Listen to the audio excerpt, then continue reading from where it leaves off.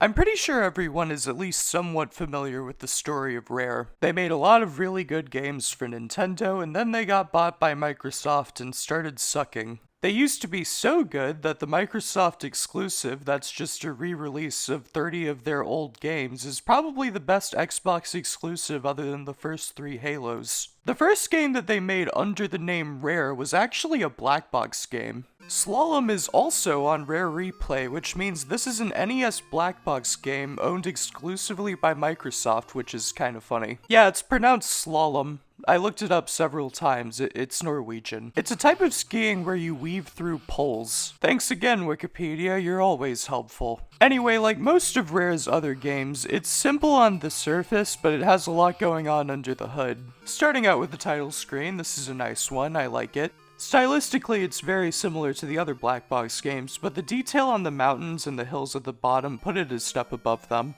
You know, maybe next year for April Fools, instead of doing another baseball review, I should just review every NES game's title screen. You know what, that actually sounds kind of fun. I think I might do that in a normal video. After the title screen, you get a selection of 3 different mountains, which each have 8 courses. They also play a little musical cue every time you switch to them, so naturally I switched between them as fast as I could for a minute or so.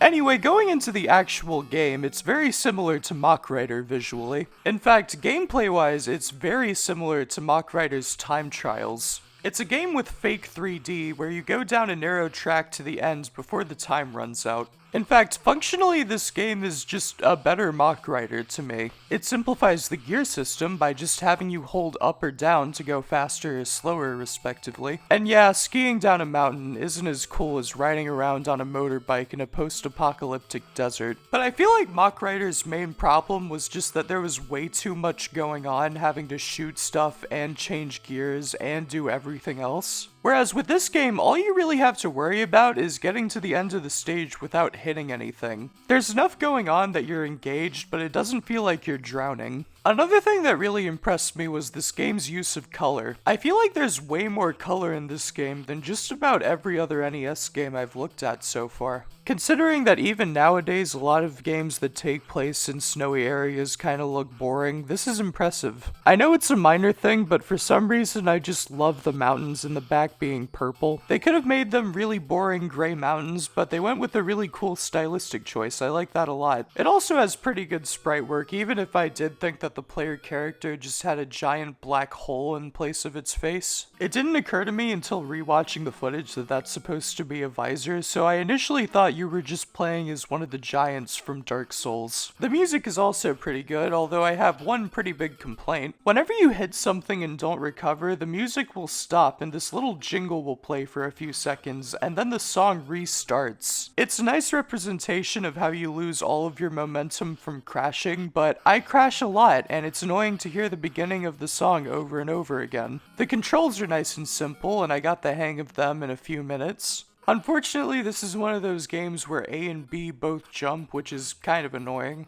I mean, I guess I understand why. I don't know what else you would be able to do. It's not like I'm gonna start shooting people on the slopes or anything. If you don't go through the flags correctly, then you actually slow down a bit. I found that the easiest way to play the game was to just book it down the mountain as fast as you can and pray that you don't hit anything. This is easier said than done because you might hit people on sleds or snowmen. Hey wait, what are these idiots doing sledding around in a ski slope? Like, they could kill someone or get killed themselves. Are they stupid? And who exactly was the jokester who built all of those snowmen in the middle of the slope? I understand the trees, but apart from that, every obstacle on this course is a lawsuit waiting to happen. I'd say the game is at its most fun whenever you're going like 140 kilometers per hour through a crowded area. Okay, out of context, that sounds like a really bad thing to say, but come on, it's fun. It's a video game. Who cares?